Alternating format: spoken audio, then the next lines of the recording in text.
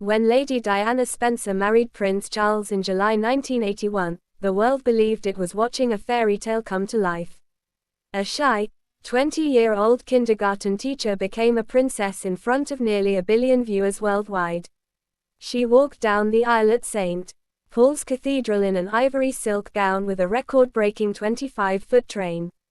The bells rang, the crowds roared, and the cameras flashed. To the outside world, it was a love story for the ages. But behind Diana's radiant smile, a storm was already brewing. Diana was much younger than Charles, 12 years his junior, and the two barely knew each other before the engagement. Charles had long been in love with Camilla Parker Bowles, and though he married Diana, that bond with Camilla never truly ended. Diana later said she went into the marriage with love in her heart, but she quickly realized she was stepping into a cold, rigid institution where love did not always come first.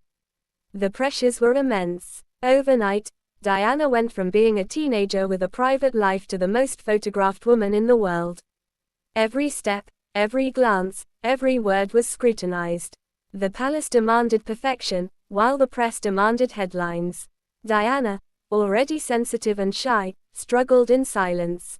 She battled loneliness, depression, and bulimia, secret battles that the world would only learn about years later. Yet even in her pain, Diana shined.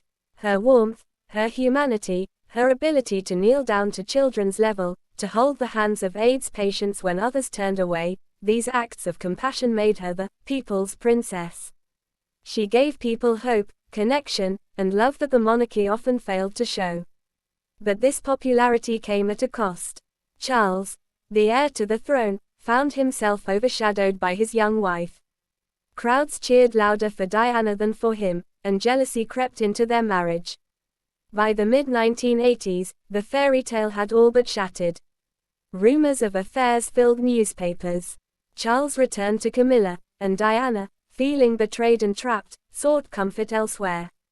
Their private wars became public dramas, feeding an insatiable media hungry for scandal. By 1992, the separation was official, and in 1996, the divorce was finalized. But Diana refused to fade away. She reclaimed her voice and her independence. In her famous BBC Panorama interview, she spoke words that shook the monarchy to its core. There were 3 of us in this marriage, so it was a bit crowded. It was raw, emotional, and brutally honest, a reflection of the suffering she had endured, but also of her courage to speak truth in a world that demanded silence. Tragically, her story ended too soon.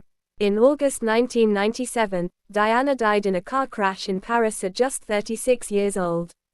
The world stopped. Millions mourned, flowers piled outside Kensington Palace, and her funeral was watched by more than 2.5 billion people, the largest televised event in history.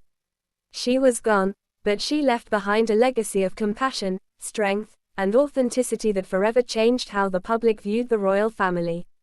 Diana's marriage was no fairy tale. It was a story of hope and heartbreak, of love and betrayal, of duty and rebellion. It was the story of a young woman who walked into the royal family with innocence, who fought battles she never asked for, and who ultimately found her voice in the middle of pain. And though her marriage to Charles ended in divorce, it gave the world 2 sons, William and Harry, who continue her legacy in their own ways. Princess Diana's marriage life was not the happily ever after we imagined in 1981.